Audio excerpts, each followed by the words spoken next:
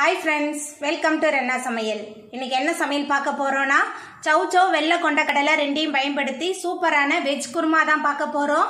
இந்த வெஜ் குருமா ரொம்ப எளிமையான முறையில செஞ்சிரலாம். இட்லி, தோசை, சப்பாத்தி, பரோட்டான்னு எல்லாத்துக்குமே அட்டகாசமா இருக்கும். சாதத்தோடையும் கலந்து சாப்பிடலாம். எளிமையான முறையில செய்யக்கூடிய இந்த குருமாவை ரொம்ப சுவையாகவும் அசத்தலாகவும் எப்படி செய்யறதுன்னு வாங்க பார்த்துடலாம். குருமா பண்றதுக்கு எண்ணெய் சேர்த்துடலாம். 2 டேபிள் ஸ்பூன் எண்ணெய் சேர்க்கிறேன். எண்ணெய் சூடாயிட்டு இதில் ஒரு சின்ன துண்டு பட்டை, 2 கிராம்பு, ஒரு ஏலக்காய் சேர்த்துடலாம்.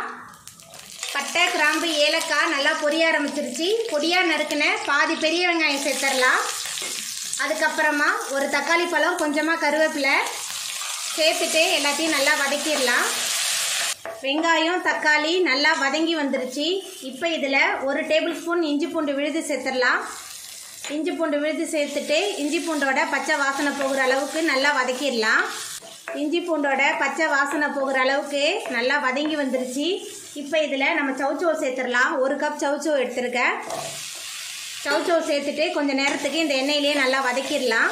சௌச்சோ சேர்த்துட்டு கொஞ்சம் நேரம் நல்லா வதக்கியாச்சு. இப்போ இதில் மசாலா தூள்லாம் சேர்த்துடலாம். குழம்பு மிளகாய் தூள் 2 டேபிள் ஸ்பூன் எடுத்துருக்கேன். Garam masala 1 table spoon. உப்பு சேர்த்துடலாம். திரும்ப எல்லாத்தையும் நல்லா வதக்கிடலாம். சௌச்சோ மசாலா தூள் எல்லாமே கலந்து நல்லா வதங்கி வந்துருச்சு. இப்போ இதில் தண்ணி சேர்த்துடலாம். சௌச்சோ மூழ்கிற அளவுக்கு தண்ணி சேர்த்தாச்சு. இப்போ கலந்து விட்டுறலாம். நல்லா கலந்தாச்சு. சௌச்சோ வெந்து வரட்டும். சௌச்சோ நல்லா பாதி அளவுக்கு நல்லா வெந்து வந்துருச்சு. இப்போ இதில் நம்ம வேக வச்ச வெள்ளை கொண்டக்கடலையை சேர்த்துடலாம். இதை முதல் நாள் இரவே ஊற வச்சு வேக வச்சுருக்கேன். இப்போ கொண்டக்கடலையை சேர்த்துட்டு நல்லா கலந்து விட்டுறலாம். சௌச்சோ கொண்டக்கடலை எல்லாமே சேர்ந்து நல்லா கொதிச்சு வெந்து வரட்டும். சௌச்சோ கொண்டக்கடலை சேர்த்து நம்மளோட குருமா நல்லா கொதிக்க ஆரம்பிச்சிருச்சு. இப்போ அரை மூடி தேங்காவை மிக்சியில் சேர்த்து விழுத அரைச்சி வச்சுருக்கேன். அந்த தேங்காய் விழுத சேர்த்துடலாம். தேங்காய் விழுத சேர்த்துட்டு நல்லா கலந்து விட்டுறலாம். தேங்காய் சேர்த்து ஒரு கொதி வரட்டும். தேங்காய் சேர்த்து ஒரு கொதி வர ஆரம்பிச்சிருச்சு. இப்போ மேலால் கொஞ்சமாக கொத்தமல்லி தழை தூவிடலாம். கொத்தமல்லி தழை தூவிட்டு நல்லா கலந்து விட்டுட்டு நம்ம அடுப்பை ஆஃப் பண்ணிடலாம்.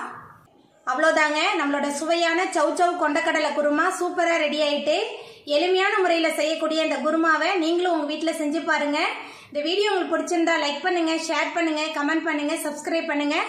அப்படியே பக்கத்தில் உள்ள பெல் பட்டனையும் கிளிக் பண்ணிடுங்க. நன்றி.